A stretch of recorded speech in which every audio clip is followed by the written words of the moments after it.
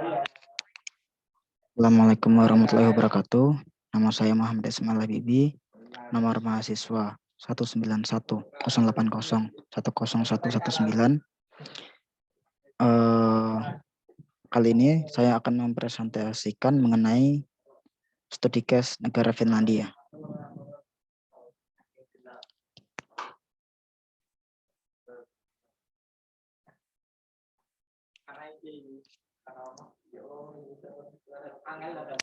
Kita mulai dengan profil negara Finlandia, yaitu memiliki nama resmi Republik Finlandia, beribu kota di Helsinki, pemerintahnya yaitu kesatuan parlementer, jumlah penduduknya mencapai 5.526.774 jiwa, pendapatan per kapita saat ini mencapai 51,650 US dollar, mata uangnya adalah euro, serta memiliki komoditas utama yaitu mesin, kertas, dan alat elektronik.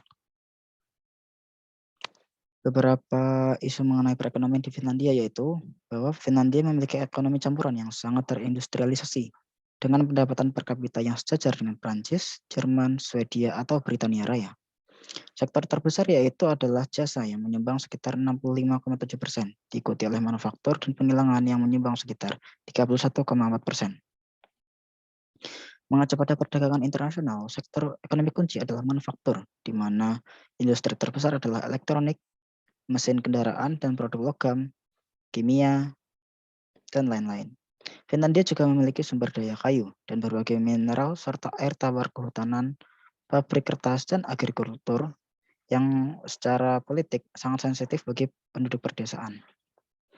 Finlandia juga sangat terintegrasi dengan ekonomi global dan perdagangan internasional, menyumbang sepertiga PDB. Uni Eropa menyumbang sekitar 60% total perdagangan. Partner utama negara Finlandia yaitu adalah Jerman, Rusia, Swedia, Inggris, Amerika Serikat, Belanda, dan China. Aturan dagang diatur oleh Uni Eropa, di mana Finlandia biasanya menyetujui perdagangan bebas kecuali agrikultur. Beberapa kebijakan perdagangan Finlandia yaitu adalah sejak tahun 1980. Pemerintah Finlandia sudah mulai memikirkan tentang potensi dari bisnis research. Pada tahun 1996, melalui dana yang didapat dari privatisasi perusahaan BUMN, Finlandia memutuskan untuk menggelontorkan dana tersebut untuk investasi di bidang research atau R&D. Kemudian yang kedua adalah dikarenakan Finlandia bergabung dengan Uni Eropa, aturan dagangnya diatur oleh Uni Eropa, di mana Finlandia akan menyetujui perdagangan bebas kecuali agrikultur. Kemudian ini adalah beberapa organisasi bilateral maupun multilateral yang diikuti oleh Finlandia. Yang pertama adalah Perserikatan Bangsa-Bangsa atau PBB yang di mana Finlandia bergabung pada tahun 1955. Yang kedua adalah OECD, yaitu Organisasi Kerjasama dan Pembangunan Ekonomi, di mana Finlandia bergabung pada tahun 1969. Yang ketiga adalah Uni Eropa, bergabung pada tahun 1995. Dan yang terakhir adalah zona euro, di mana Finlandia bergabung pada tahun 1999. Berikut adalah beberapa komoditas utama ekspor di Finlandia, yaitu yang paling utama adalah mesin, reaktor nuklir, dan boiler, di mana hal itu sekitar sebesar 10,42 miliar dolar. Kemudian yang kedua adalah kertas dan kertas karton, barang dari pulp, kertas, dan karton, yang menyumbang sekitar 7,89 miliar dolar. Dan lain-lain yaitu adalah listrik, besi dan baja, kendaraan selain kereta api, bahan bakar mineral, minyak produksi distilasi, dan serta yang terakhir adalah kayu dan barang dari kayu atau arang kayu. Kemudian yang berikutnya adalah beberapa komoditas impor Finlandia. Yang pertama adalah bahan bakar mineral, minyak, dan produksi distilasi. Mengimpor sebesar 11,38 miliar dolar. Kemudian yang kedua adalah mesin, reaktor nuklir, dan boiler, sekitar 10,48 miliar dolar. Dan yang lainnya adalah listrik, peralatan elektronik, kendaraan selain kereta api dan tram, komoditas yang tidak ditentukan jenisnya. Kemudian berikutnya adalah beberapa negara partner ekonomi perdagangan dengan Finlandia. Yang pertama adalah ekspor. Tujuan ekspor Finlandia yang pertama adalah Jerman, kemudian Swedia, Amerika Serikat, Belanda, dan China. Berikutnya adalah data pada tahun 2021 di mana berikutnya adalah data di tahun 2020 di mana Finlandia mengekspor sekitar 8,89 miliar dolar ke Jerman nilai ekspornya. Kemudian nilai impor Jerman kepada Finlandia yaitu sekitar 10,54 miliar dolar. Ya, di mana yang kedua adalah Swedia, Rusia, China, dan Belanda.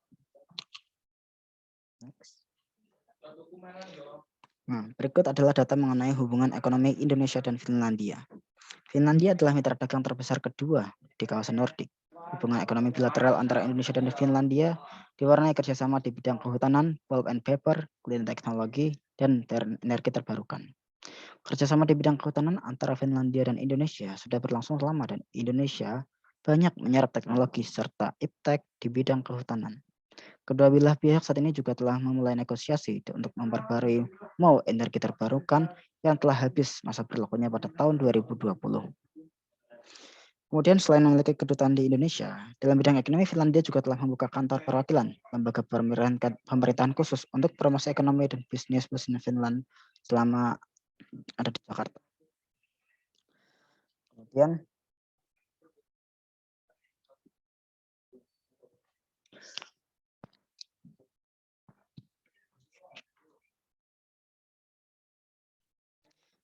berikutnya adalah beberapa teori keunggulan mutlak antara Indonesia dan Finlandia.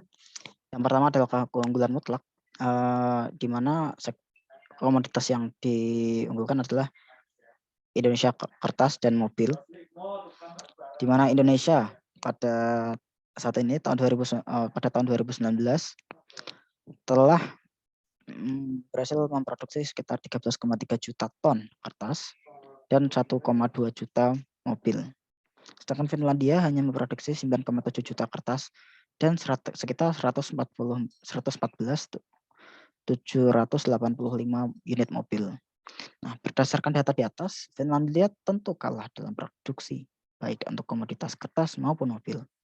Dengan ini, Indonesia tentu akan melakukan spesialisasi komoditas kertas dan mobil. Hal ini jika didasarkan oleh keunggulan mutlak. Kemudian kita beralih kepada keunggulan komparatif, di mana jika kita melihat tabel berikut ini pada tahun 2019, produksi unit mobil yang diproduksi oleh Indonesia tentu jauh lebih besar, yaitu sekitar 1,286.848 unit dibandingkan Finlandia yaitu 114,785 unit mobil. Namun bagaimana keunggulan komparatifnya? Jika kita melihat untuk memproduksi mobil sekitar 1,2 juta unit mobil tersebut, Indonesia membutuhkan sekitar 38,39 ribu jiwa kurang lebih. Sedangkan di Finlandia untuk memproduksi 114 ribu mobil hanya membutuhkan sekitar 5.857 jiwa.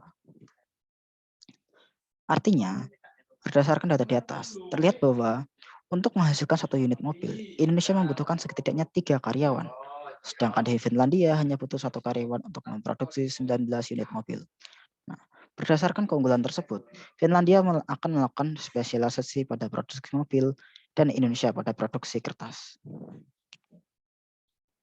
Beberapa sumber terkait informasi barusan adalah yaitu tradingeconomics.com dan statista.com. Sekian presentasi dari saya. Mohon maaf bila ada kesalahan ataupun salah tutur kata. Bila taufiq wal hidayah. Assalamualaikum warahmatullahi wabarakatuh. Terima kasih.